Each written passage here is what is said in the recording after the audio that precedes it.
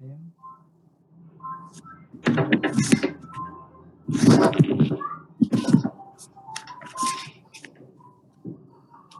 apa itu mabni dan apa itu mu'rab? Oke, mabni yaitu tetap harokat akhirnya ya. Dia nama mabni ini, isim mabni ini dia baris akhir dari kata itu tetap. Dimanapun posisinya, artinya status dia dalam kalimat. Itu mabni. Ya, mabni namanya. Kalau mu'rab yaitu yang boleh berubah-ubah harokat akhir dia sesuai dengan kedudukan dalam kalimatnya. Macam kita itu kan baca isim ini, isim apa namanya, kadang baris fathah, kadang baris bawah. Nah, itu artinya ada perubahan di situ. Kalau mabni dia tak berubah-ubah sekali, ya. Dimanapun posisi dia, kedudukannya. Untuk lebih jelasnya kita tengok contoh. Contohnya yang pertama, Ja'a Zaidun. Okey. Nampak di situ Zaidun ini dia sebagai fa'il. Ya. Fa'il mesti dhamma di sini kan. Di sini pula ra'aitu yang contoh yang kedua. Ra'aitu Zaidan. Yang tadi Zaidun, sekarang Zaidan. Inilah yang dimaksud dengan isim mu'rab. Ya, dia berubah-ubah. Isim itu boleh berubah-ubah harokat akhir dia. Sesuai dengan kedudukan dia. Ini kan yang kedua ni, ra'aitu Zaidan, kedudukannya sebagai apa? Ingat. Apa kedudukan Zaidan? Maf'ulun bih. Ya, maf'ulun bih. Betul. Maka dia berbaris fathah. Ya, aku telah melihat Zaid. Kemudian contoh yang ketiga, salamtu ala Zaidin. Salamtu ala Zaidin. Ya. Yang ketiga ini kita tengok baris Zaidin ini, Zaid ini berbaris bawah. Ini yang disebut Zaid ini termasuk kepada isim mu'rab ya. Pada mu'rab itu berubah harokat akhirnya. Kemudian kita tengok yang mabni. Ja'a zalika. Okey. Itu telah datang. Zalika. Perhatikan zalika. Ra'aitu zalika. Zalika masih dalam baris yang sama. Sekalipun dia dalam posisi apa namanya? Maf'ulun bih. Ra'aitu zalika. Ya. Salamtu ala zalika. Begitu juga. Ini yang disebut dengan isim mabni. Ya. Maksud dengan isim mabni. Itu tetap barisnya tidak berubah. Sekalipun dia berada dalam dimanapun posisi dia, apa sebagai fa'il, sebagai apa namanya, sebagai maf'ul, ya. Dia tetap barisnya, dia tak berubah-ubah. Itu yang disebut dengan isim mabni. Boleh paham ya antara perbezaan isim mu'rab dan isim mabni. Jadi kalau mu'rab dia berubah-ubah sesuai dengan kedudukan dia atau posisi dia. Kalau dia sebagai fa'il, dia akan berbaris dhamma. Kalau dia sebagai maf'ul, dia berbaris mansub fathah. Kalau dia sebagai masbuk biharfil jar, dia akan berbaris bawah. Tetapi pada isim mu'rab dia akan tetap dimanapun dia posisinya. Macam contoh yang ini tadi. Ja'a zalika, ra'aitu zalika, salamtu ala zalika. Semuanya akan sama. Tak ada kita baca ja'a zalikun, tak boleh ya. Ra'aitu zalikan, tak boleh. Salamtu ala zalikin, tak boleh. Sebab isim zalika ni masuk kepada isim mabni. Ya. Okey. Kita tengok lagi berikutnya, contoh berikutnya.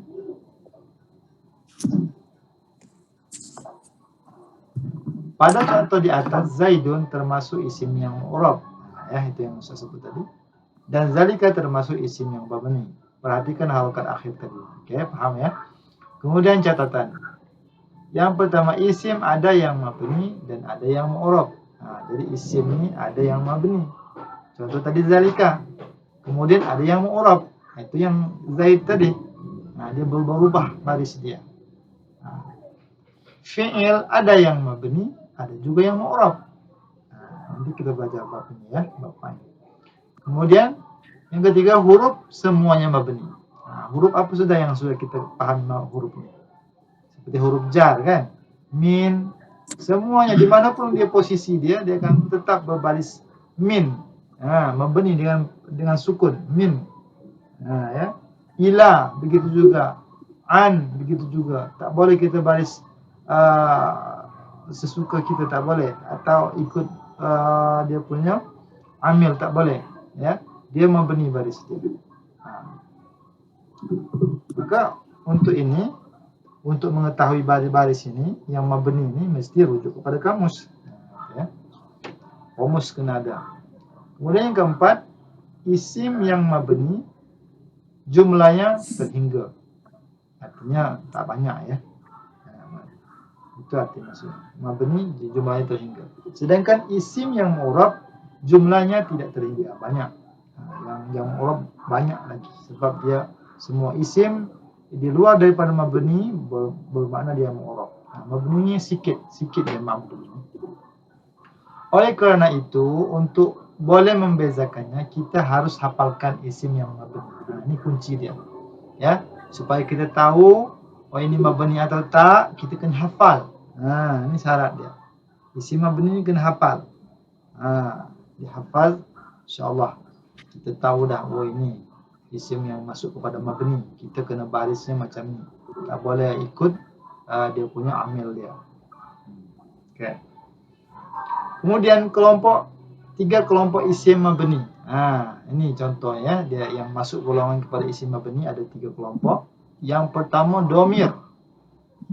Domir kata ganti. Mungkin kita pernah dah belajar ini. Huwa, tak boleh kita baca hui. Tak boleh kita baca huan, tak boleh. Ini mabni, ini yang namakan mabni. Barisnya memang macam tu asal. Dia tak boleh berubah. Itu arti mabni. Harokat akhir itu tak boleh berubah-ubah walaupun dia duduk dalam posisi mana saja. Sedangkan kemudiannya hiya begitu juga. Mana domir ya? Domir kan huwa ya, hiya, anta, anti, ana, nahnu. Ini tak boleh kita rubah barisnya. Sekalipun dia duduk di maf'ulun bi ya. Tak boleh. Huwa, hiya, anta, anti, ana, nahnu, dia tak boleh. Pokoknya kita baca macam tu je. Itu maksud dia mabni. Faham ya sahabat ya? InsyaAllah. Kemudian isim isyarat. Ini ada isim isyarat. Bab ini lebih luasnya lagi. Kita ada lagi bab lain. Ini secara ringkas untuk membezakan antara isim mabni dan mu'rab. Jadi isim isyarat masuk juga ke dalam isim mabni. Contoh haza. Haza tak boleh kita baca hazan, tak boleh ya. Haza, hadza, hadhihi, zalika ya. Ini barisnya macam tu. Tak boleh kita ubah-ubah. Itu masuk isim mabni. Kemudian isim mausul. Begitu juga isim mausul.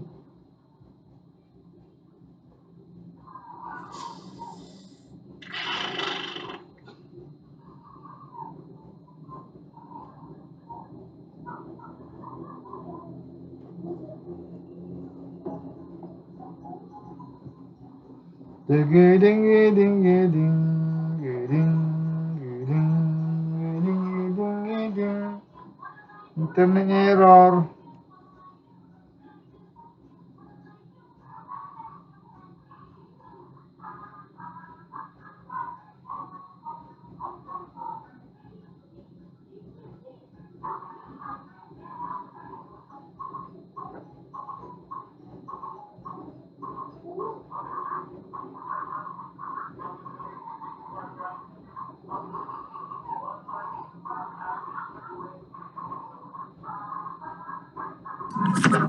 Okey, sorry, sambung lagi ya. Maaf, sambung lagi nih. Ini baru saja dia ini gangguan. Oke. Boleh dengar suara Ustaz? Oke.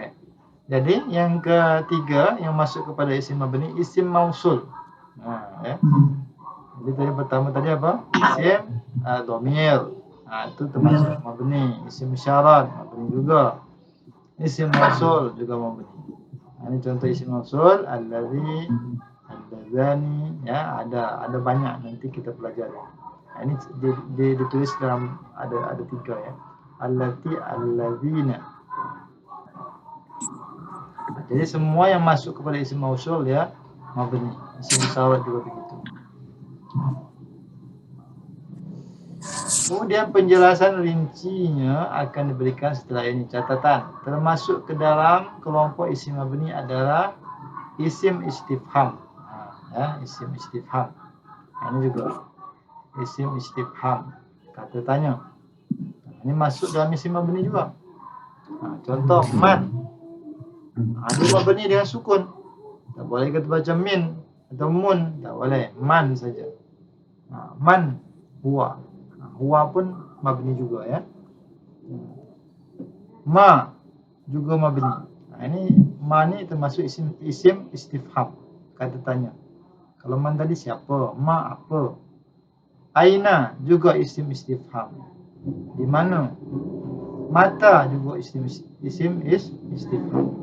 Ini termasuk kepada isim mabni yang tidak boleh barisnya tidak berubah walau dimanapun kedudukan dia.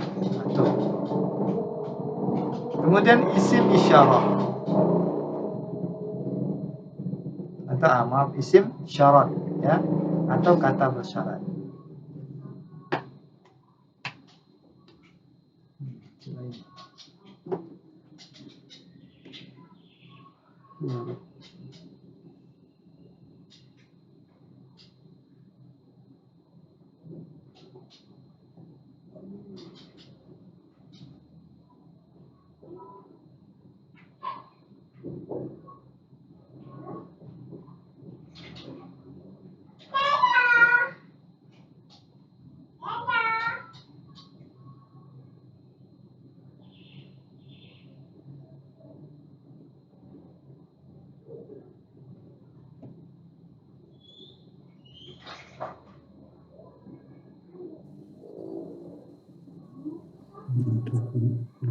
Sahabat, sambung lagi ya.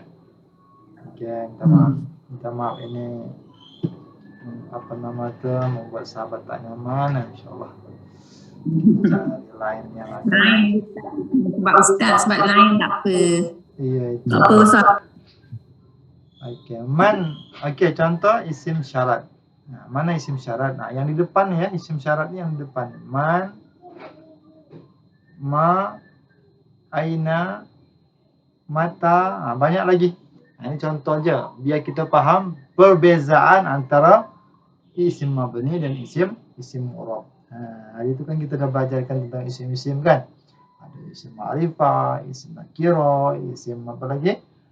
Isim apa nama muannas kan, muzakkar. Ini masuk lagi isim mabni dan mu'rab. Nah, kalau mabni mu'rab ni